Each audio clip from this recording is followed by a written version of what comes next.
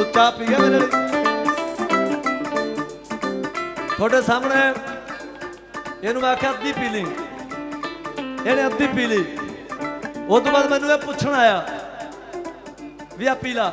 ਯਾਰ ਹੁਣ ਮੈਥੋਂ 15 ਸਾਲ ਛੋਟਾ ਹੈ ਮੈਂ ਪਿਆਰ ਨਾਲ ਕਹਦਾ ਵੀ ਤੂੰ ਪੀ ਲਾ ਇੱਕ ਵਾਰੀ ਨਹੀਂ ਸਰਿਆ ਤੋਂ ਵੀ ਤੂੰ ਪੀ ਲਾ ਉਹ ਵੀ ਪੀ ਗਿਆ